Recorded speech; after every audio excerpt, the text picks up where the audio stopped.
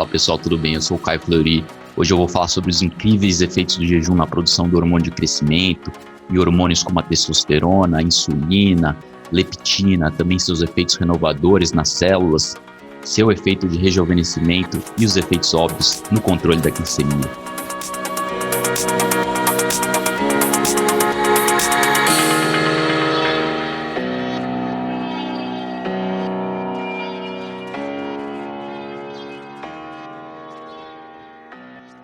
Então hoje eu pretendo falar sobre os efeitos do jejum, dos hormônios, marcadores de saúde, mas antes eu vou falar rapidamente sobre o coach emagrecimento. Isso mesmo, o coach emagrecimento é uma consultoria para você emagrecer com acompanhamento personalizado, bem tranquilo. Então aproveita essa chance, essa grande chance para dar um passo, o maior passo que você poderia dar para emagrecer e melhorar a sua saúde. Então o coach, novamente, um serviço personalizado, você pode aproveitar a promoção dessa semana também, que ainda está em vigor. Para valer mais ainda desse acompanhamento personalizado, então clica aí no botãozinho do seu celular, tem um botãozinho aí no link de descrição desse vídeo, do seu celular, do seu computador, mas é mais fácil pelo celular. Então clique nesse link e comece o coach emagrecimento. Você também pode me adicionar no WhatsApp no 11 97533 8525, repetindo 11 97533 8525. Então aproveite essa chance para emagrecer de verdade, só clicar no link de descrição desse vídeo. Mais fácil impossível, pessoal, só clicar no link.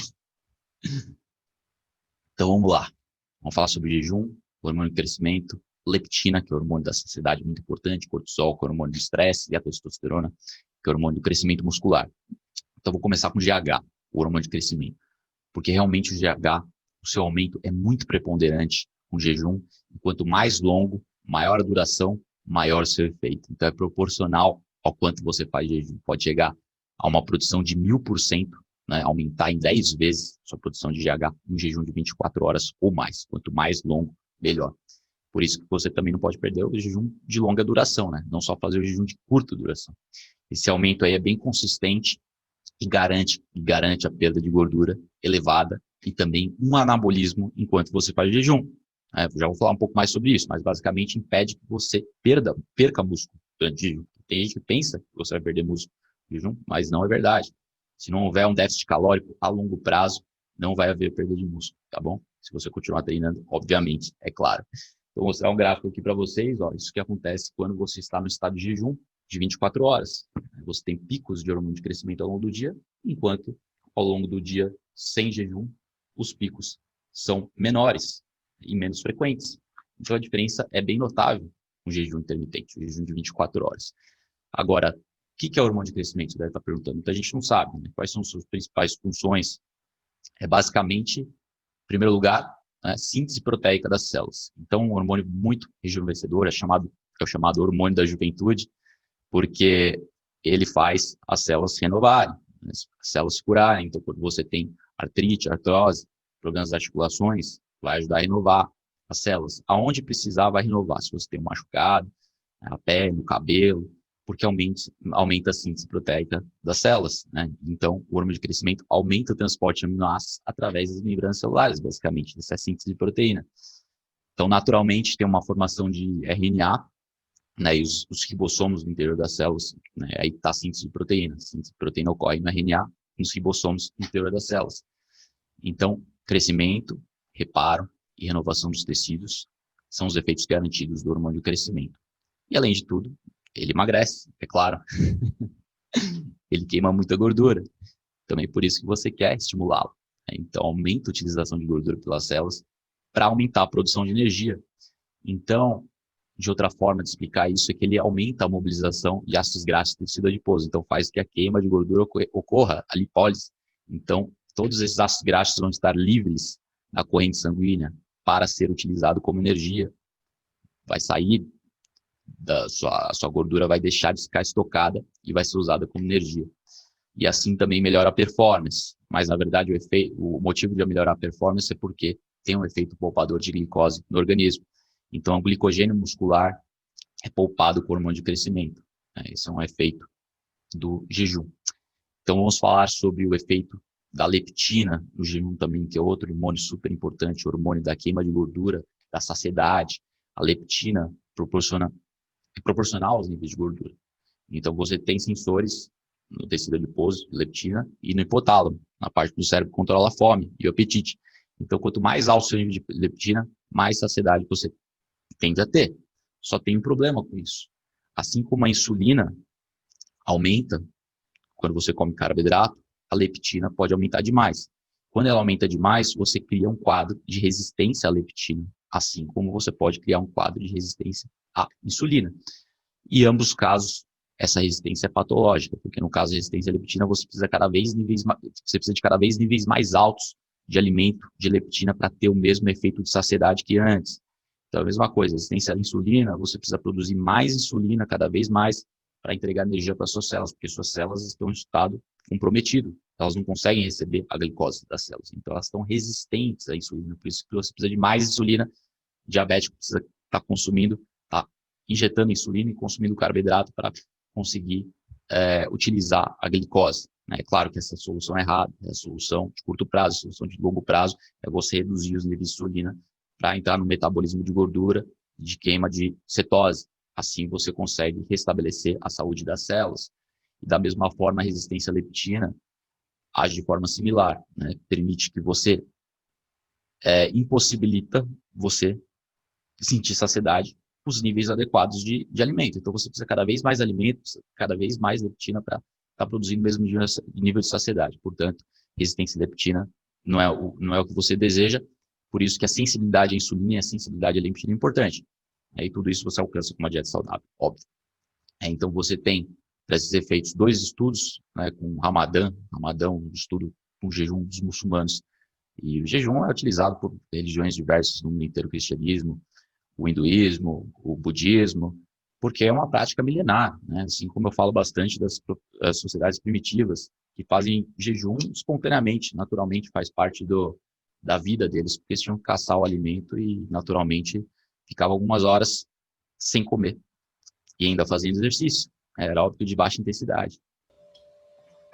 Mas basicamente eles fizeram esse estudo com o Ramadã para descobrir o que acontece com os níveis de leptina após esse jejum de 16 horas, que é basicamente pular o café da manhã, né? Então o Ramadã consiste aí em um mês de prática de jejum religioso, pulando o café da manhã com apenas 8 horas de consumo alimentar ao longo do dia, né? Pulando a primeira refeição. Então o nome do estudo está aqui, né? Effects of Ramadan Fasting on Physical Performance and Metabolic Hormonal and Inflammatory Parameters em Middle Distance Runners. Então, é basicamente o efeito do jejum do Ramadã no desempenho físico, nos parâmetros metabólicos, hormonais e inflamatórios em corredores de meia distância. Então, foi um estudo feito com corredores de meia distância e eles observaram os efeitos da leptina no sangue dos participantes. Então, nesse estudo, os níveis médios de leptina não diminuíram, né? Esse que foi o resultado incrível durante o período de jejum intermitente. Muita gente achava que ia reduzir a leptina durante o jejum, porque geralmente a leptina aumenta quando você consome uma refeição, né? E nesse caso, sem a refeição, a leptina não diminuiu.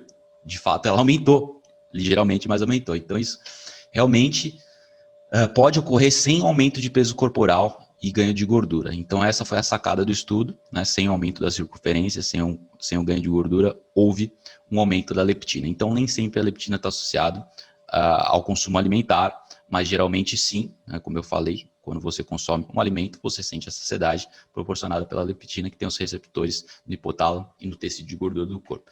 E também eles observaram resultados semelhantes em homens, né? Então, nesse caso, foi estudo com mulher, mas também, posteriormente, fizeram estudos com homem.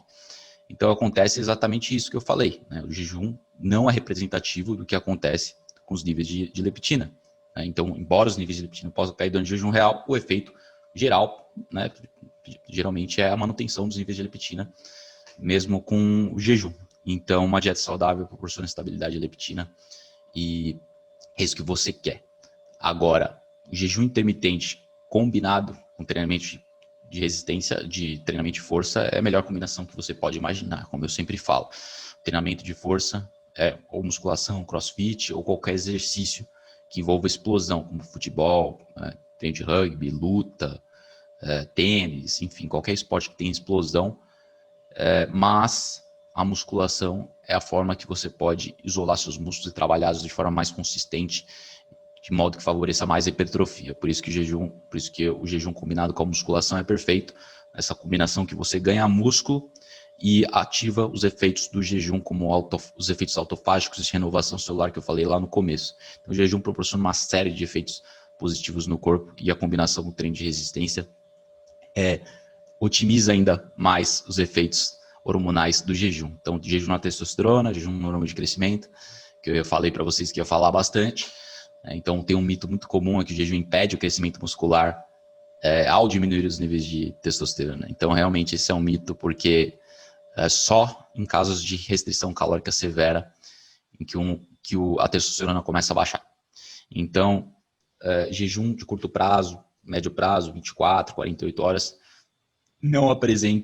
não gera uma redução nos níveis de testosterona em homens de obesos ou peso normal. Então, realmente, a testosterona tem um papel fundamental para a saúde e no bem-estar, e é muito importante saber que o jejum não vai reduzir sua testosterona, a não ser que você, novamente, induza uma restrição calórica severa a longo prazo, que naturalmente você vai perder o substrato energético que você precisa para alimentar seu músculo, alimentar e dar energia para o seu corpo. Agora, a testosterona não é só boa para prevenção de osteoporose, mas também é boa para prevenção de doenças cardíacas. E muita gente não sabe. Aliás, pensa-se o oposto. É amplamente divulgado aí por ser responsável por aumentar doenças cardíacas, a suplementação de testosterona, mas nada poderia estar mais longe da verdade. Níveis de testosterona endogenamente altos, né, naturalmente altos, são amplamente responsáveis por determinar a quantidade de massa muscular que o homem possui, basicamente, e o estado e também a saúde cardiovascular, é muito importante. Sem contar libido, né? Então, vocês sabem, os atletas, por isso, costumam usar bastante testosterona na forma de esteroides anabolizantes para melhorar o desempenho, construir músculo, diminuir a gordura corporal, esses são todos os efeitos da testosterona. Então, embora seja considerado uma forma de doping na maioria dos esportes, os atletas fazem. Né? O Comitê Olímpico Internacional proibiu, classificou como doping o uso de testosterona já faz um bom tempo, mas os atletas continuam usando porque realmente o aumento do desempenho é muito, muito preponderante. Então, essa crença dos ciclos atléticos de que curtos períodos de jejum podem fazer com que os níveis de testosterona despenquem é realmente fácil. Né? Por isso, muita gente se absteve do jejum achando que não era uma coisa sustentável para atletas, mas isso é falso. Né? É falso, porque tem estudos que comprovaram que essa afirmação é falsa. Então, aqui tem um estudo aí com obesos. Então, vou ler aqui para vocês, pessoal. Então, foi com o objetivo de averiguar os níveis de testosterona após um jejum, tanto para pessoas com gordura corporal adequada quanto para obesos. Então, vou ler o estudo para vocês aqui. O estudo se chama Eixo Hipófise-Zário Testicular em Homens Obesos durante jejum de curto prazo. Então, para investigar se o jejum de curto prazo afeta o eixo pituitário testicular em indivíduos obesos, 9 homens maciçamente obesos receberam 2 testes idênticos de gonadotrofina. Primeiro, controle após um jejum noturno, o segundo após jejum de 56 horas. Né? Então, testaram jejum longo e jejum mais curto da noite apenas. Né? Então, o jejum de curto prazo aumentou a área incremental de hormônio luteinizante induzido pela gonadotrofina em 26%. Mas o importante é que você saber que não afetou a área incremental de testosterona correspondente. Então, o jejum a curto prazo em obesos não afetou a área incremental de testosterona correspondente. Não aumentou a testosterona, mas também não diminuiu. Isso em obesos, certo? Agora, 8 homens normais não obesos, né? Agora testando em não obesos. Todos foram estudados de acordo com o mesmo protocolo do grupo obeso. Então, a mesma coisa foi testada com os obesos, mas dessa vez em indivíduos com peso normal. Daí, o jejum de curto prazo aumentou a resposta de LH, induzida pela gonadotrofina, em 67%, mas é importante saber que a resposta de testosterona correspondente foi em 180%. Então, um aumento de 180% na área incremental de testosterona em indivíduos não obesos, comparado com nenhuma alteração em indivíduos obesos nesse jejum de curto prazo, da noite para a manhã do dia seguinte.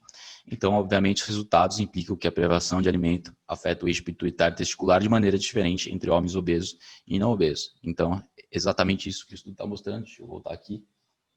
Então, há uma variação do efeito da testosterona no jejum em obesos e não obesos, mas não diminui a curto prazo e, de fato, aumenta em 180% os indivíduos não obesos. Então, você tem um aumento de testosterona quando você faz jejum de curto prazo. Né? E longo prazo também. Houveram outros estudos demonstrando que o jejum até 2, 3, 4 dias continua aumentando a testosterona. Ele só começa a cair após 3 dias de jejum e após longos períodos de restrição calórica, como eu falei. Então, os níveis de testosterona realmente são mais altos durante a manhã, né, após o jejum noturno, e esses níveis geralmente aí estão 20%, 30% maior, ou podendo chegar a muito mais, dependendo do indivíduo, o percentual de gordura corporal da pessoa.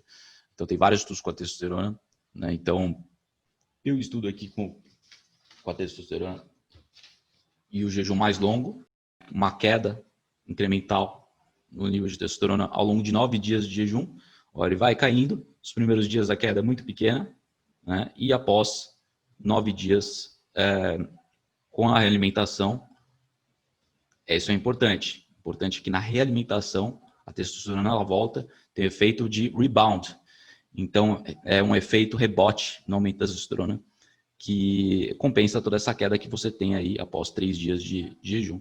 Então, você faz jejum a curto prazo, né? Os estudos mostram que não tem variação no nível de testosterona, em muitos casos aumenta, mas se você continuar por muito tempo, ela vai cair, né? Principalmente associado à restrição calórica. Em seguida, tem o efeito de rebound. Esse efeito de rebound, quando você se realimenta, por isso também que o jejum é uma prática muito importante para os hormônios da testosterona. A gente vai chegar no começo. GH e a testosterona parecem ser favorecidos no contexto mais amplo. Nessa perspectiva mais ampla, a testosterona e o jejum, a testosterona e o GH são otimizados, né? Então tem esse grande corpo de pesquisa científica revelando que o ato de comer em si diminui os níveis de testosterona, né, nos homens e mulheres.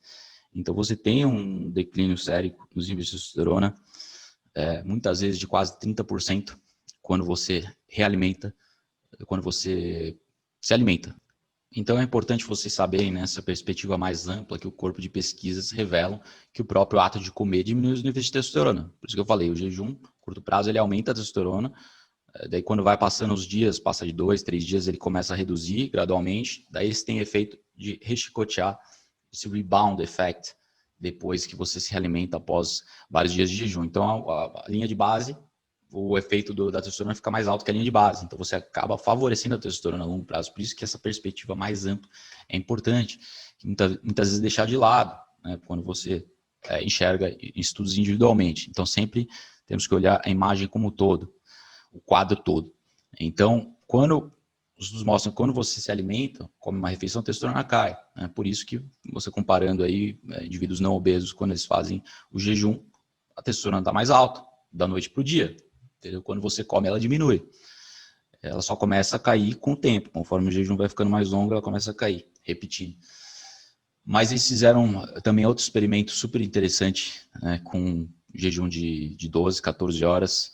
E depois que eles se alimentaram, as pessoas, nesse caso, eles atestaram um aumento, uma queda, aliás, de 30% da testosterona após a refeição. Então, uma queda de 30% de testosterona após a refeição, que obviamente 2, 3 horas depois ela volta a subir, mas ela cai na refeição. Então essa ideia de que você precisa comer o tempo todo para aumentar a sua testosterona é um pouco de uma lenda. É claro que você sempre precisa de um consumo adequado de calorias e as calorias certas, né? Que eu já vou entrar em detalhes de quais são as calorias certas, mas você já deve saber porque não é difícil. Então a relação, né, gestão de alimentos e testosterona foi encontrada em vários estudos, em estudos com homens mais velhos, mais novos, mulheres, em atletas. Então tem uma série de estudos de testosterona para realmente pregar de vez esse mito aí de que testosterona é reduzida no jejum. Então, como eu falei, a restrição calórica leve, né, tem um efeito, aliás, eu não falei isso, eu falei que a restrição calórica severa tem um efeito negativo na testosterona, tem um efeito de longo prazo. Mas a restrição calórica leve aumenta a testosterona, né, mesmo que não tenha jejum. Então, tem evidências consistentes que a restrição calórica leve, né, uma cerca aí de redução de 15% das calorias, né, um indivíduo comer 1.700 calorias, um indivíduo que deveria comer 2.000, consumir 1.500, 1.700 calorias.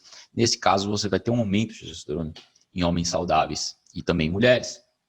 E talvez mais importante ainda, que a partir de exames de estudos longitudinais, estudos epidemiológicos com mais de milhares de indivíduos, mais de 1.000 indivíduos, acompanharam pessoas por mais de 8 anos e estabeleceram a relação, os efeitos da gordura corporal nos níveis de testosterona. Então, foi uma correlação muito grande entre os níveis de gordura corporal e a queda da testosterona. Então, quanto mais gordura, quanto maior o IMC, maior o peso, menor a testosterona. Voltando naquele estudo que eu mostrei para vocês aqui, ó. Aliás, eu li para vocês o estudo. homens obesos sofrem uma redução de testosterona no jejum, da noite para o dia. Aliás, não sofrem um aumento de testosterona. Não sofrem um aumento de testosterona.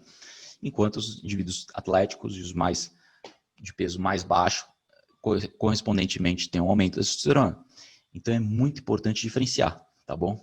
E por isso que você precisa perder peso para aumentar a testosterona. Se você tem um MC alto, isso aí pode estar sendo responsável pelo seu nível baixo de testosterona. Então, perder gordura restabelece os níveis de testosterona. Infelizmente, o próprio ato de queimar essa gordura vai restabelecer em um tempo relativamente curto. Se você fizer um jejum intermitente, vai ser mais curto ainda. Então, mais eficaz ainda para restabelecer os níveis de testosterona. É comprovado em uma série de estudos. Então, resumindo, restrição calórica severa não é bom. Restrição calórica leve é bom para a maioria das pessoas, mas tudo tem o seu contexto individual. Todo mundo tem um nível de atividade física específico, portanto, há níveis diferentes de alimentação de calorias para cada indivíduo. Beleza, pessoal? Então, esse estudo aí de larga escala, de 8 anos, observou essa correlação muito grande entre gordura corporal e baixa na testosterona. Também teve outra pesquisa de longo prazo de 7 anos que mostrou que homens que se submeteram à restrição calórica em grande escala, por um período bem prolongado, de mais de 7 anos, tiveram uma baixa na testosterona. Então, níveis de restrição calórica elevado por muito tempo acarreta numa baixa testosterona. Então, esse ponto já ficou bem claro. Né? E, inclusive, pode ficar mais baixo ainda do que pessoas que comem a dieta típica tradicional americana, ou uma dieta não saudável brasileira. Porque a dieta brasileira é horrível também, não é só americana. Né? A gente acha que americano é gordo, mas brasileiro também. O Brasil é 1/3 da população brasileira, talvez a quase muito próximo dos americanos, aí 25% comparado com 1/3 da população americana. Mas os níveis total de obesidade e sobrepeso são quase iguais, 2/3 da população obesa e com sobrepeso, tanto aqui quanto lá. Então fica evidente aí que a baixa testosterona está ocorrendo a nível nacional, né? Vários estudos demonstrando isso, vários experimentos, e é claro que a restrição, o ponto é esse, a restrição calórica severa pode ser pior ainda do que você ser obeso, você ser sobrepesado. Então, muito importante você não cair em nenhuma dessas duas armadilhas. E então, acho que sobre a testosterona já falamos bastante. Né? Agora eu não falei, só tem mais um ponto para destacar sobre a testosterona. É o estresse, a testosterona. O estresse, tem estudos convincentes mostrando que o estresse baixa a testosterona. Tem um estudo aqui feito com militares. Né? Então, vou ler aqui para vocês. Após 8 semanas de ambiente extremamente estressante, dietas com muita pouca caloria e gasto de energia alto, né, muita atividade física, extrema falta de sono, os níveis de testosterona podem cair para quase níveis de castração.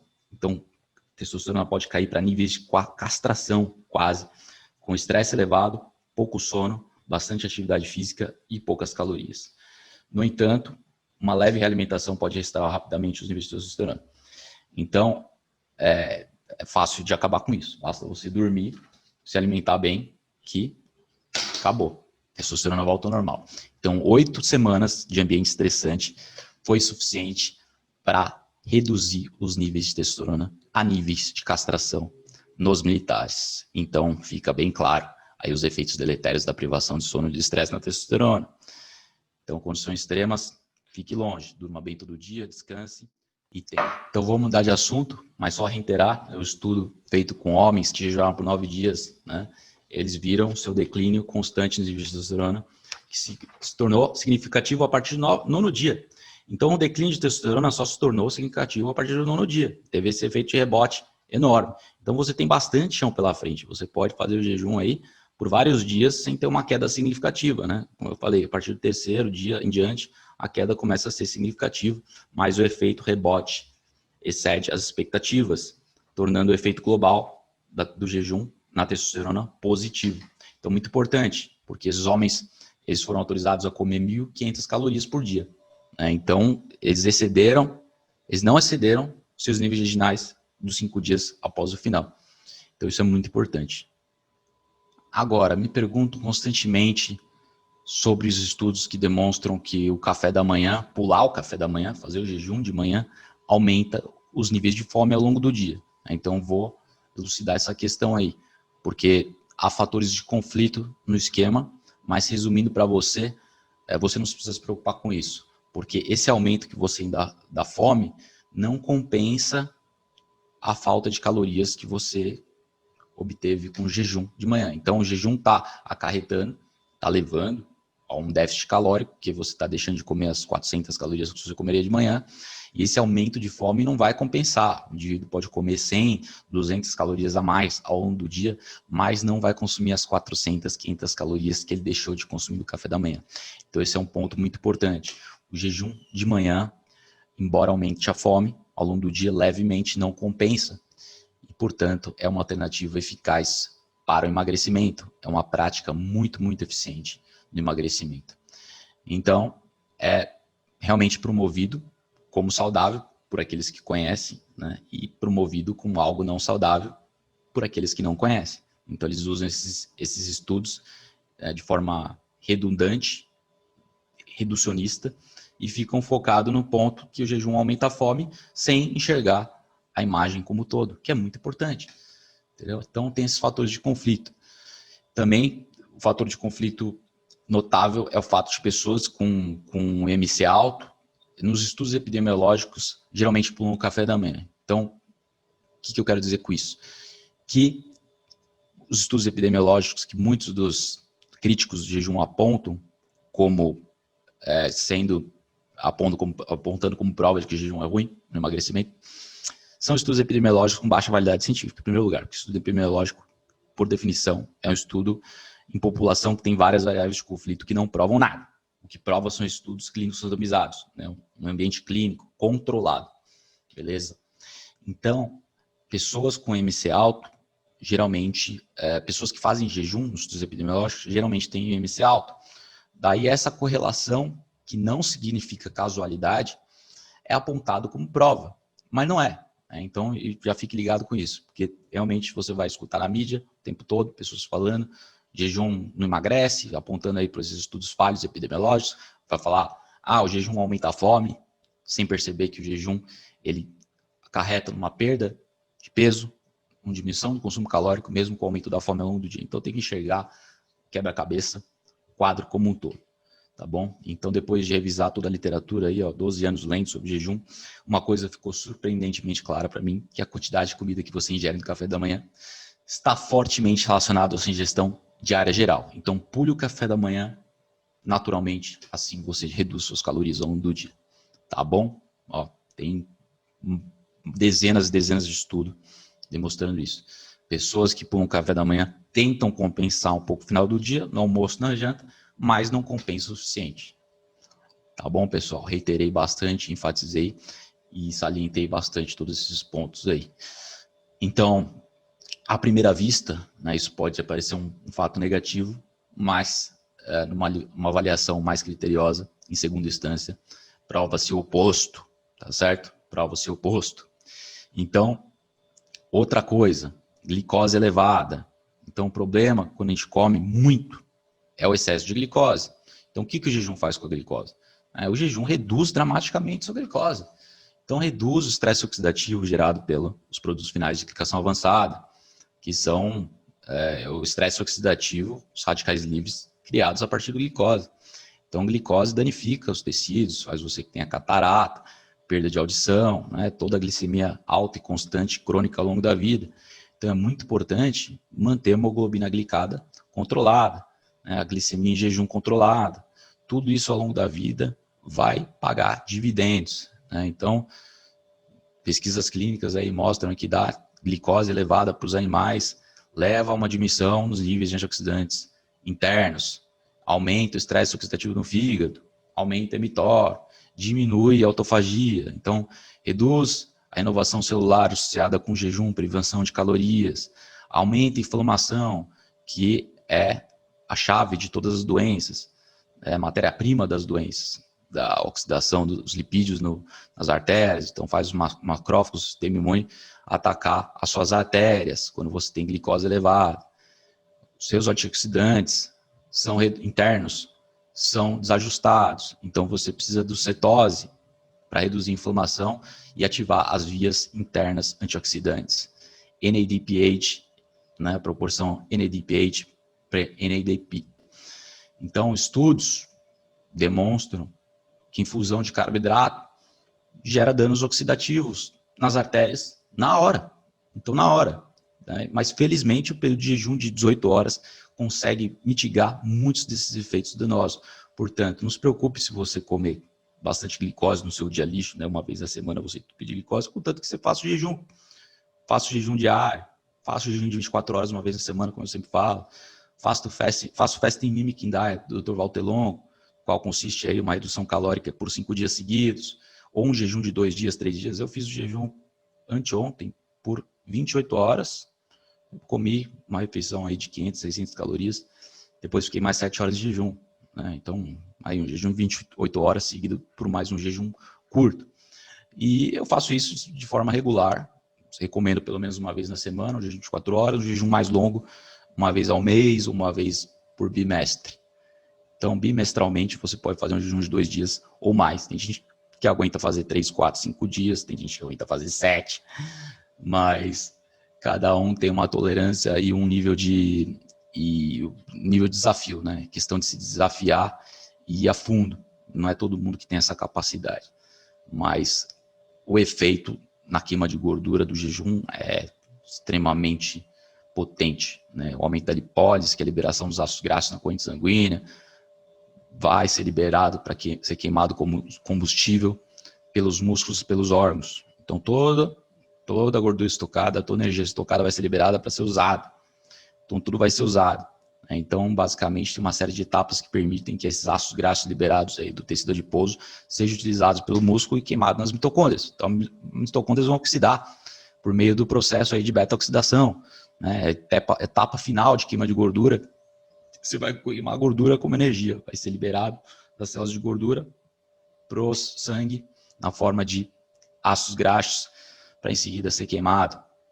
Então, resumindo, a gordura vai ser liberada do seu local de armazenamento para queimar gordura, para ser usado como combustível. Então, você vai usar a gordura dietética e corporal como energia. Quando você faz o jejum, você está utilizando predominantemente a gordura corporal como energia. Quando você está consumindo a cetogênica low carb, você está queimando ambas, né? Gordura estocada e a gordura ingerida como energia. Então, tem outro estudo último que eu vou citar hoje, uma pesquisa reveladora aí que foi encontrada, publicada por cientistas da Universidade do Texas. Eu vou ler o estudo para você porque é muito interessante. Olha o que eles examinaram e olha o que eles encontraram. Então, foi a University of Texas Medical Branch em Galveston. Eles examinaram como o jejum de curto prazo afeta o metabolismo da gordura e do açúcar no corpo. Depois de apenas 24 horas de jejum, a quantidade de gordura sendo liberada das reservas de gordura das pessoas, ou seja, a lipólise, né, que é queima de gordura, liberação de gordura das células, e a quantidade sendo queimada como combustível, que é a oxidação, que eu falei, né, a beta-oxidação, aumentou em mais 50%. Então, o que aconteceu, pessoal? Aumentou em mais 50% a queima de gordura. A liberação da gordura do tecido adiposo e a queima subsequente, como ATP, a beta-oxidação. Então, esse é um aumento muito significativo na queima de gordura em um período relativamente curto de tempo.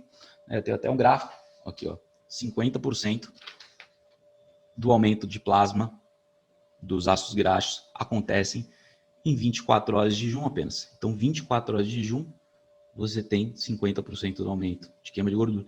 Depois ele se estabiliza, né? Isso significa que no primeiro dia você vai queimar mais gordura, daí no segundo, terceiro dia de jejum vai estabilizando, a queima de gordura começa a ficar menor. No entanto, né, vale notar aí, observando o jejum das pessoas que fazem, as pessoas que fazem jejum longo, você continua queimando gordura ao longo dos dias. Você pode emagrecer 800 gramas no primeiro dia, 1 quilo, daí depois emagrecer meio quilo nos dias subsequentes. Então, meio quilo por dia você emagrece com jejum e sendo uma perda de peso maior ainda no primeiro dia. 50% da queima de gordura acontece no primeiro dia.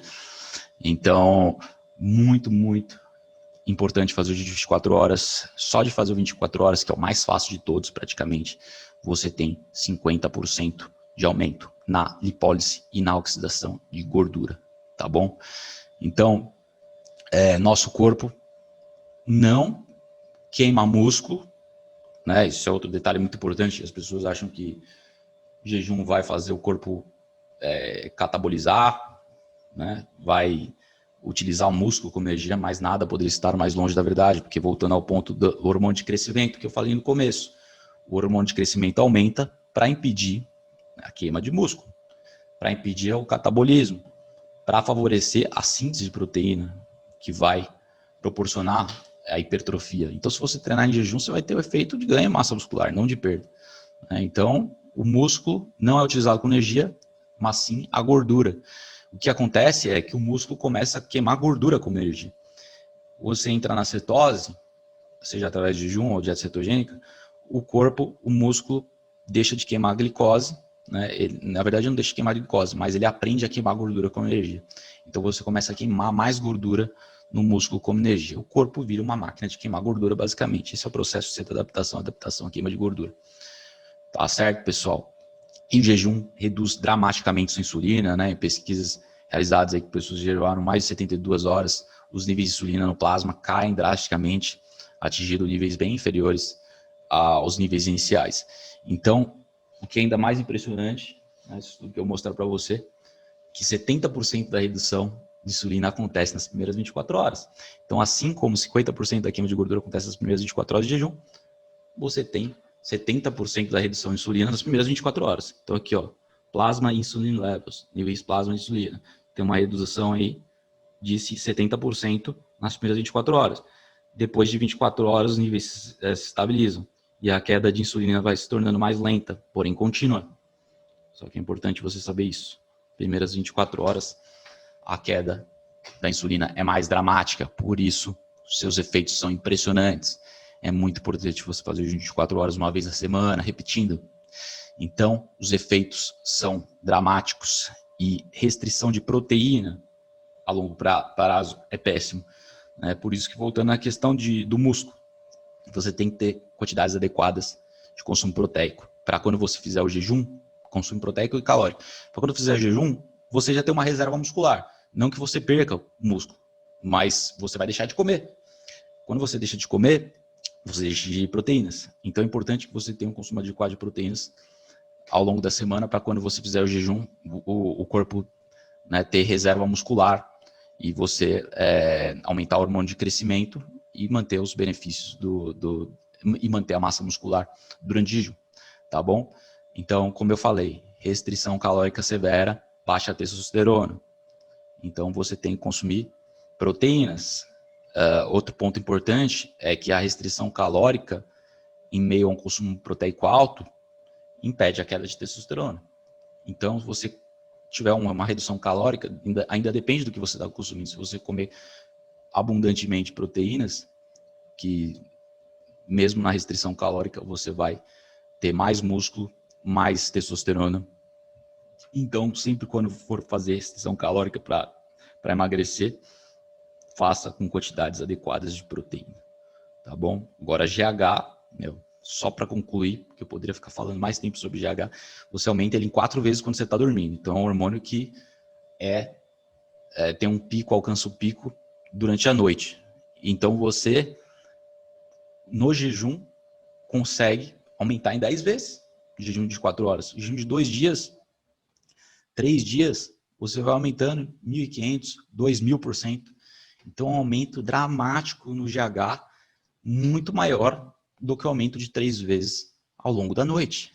Então, o GH, ele é aumentado, a sensibilidade dos receptores de GF1 e GH do corpo também são otimizados, então não é só a produção de GH, a sensibilidade dos receptores vai proporcionar uma maior utilização, melhor utilização desse hormônio.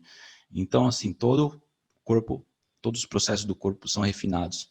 Com um jejum longo, você não pode perder por isso, tá bom, pessoal?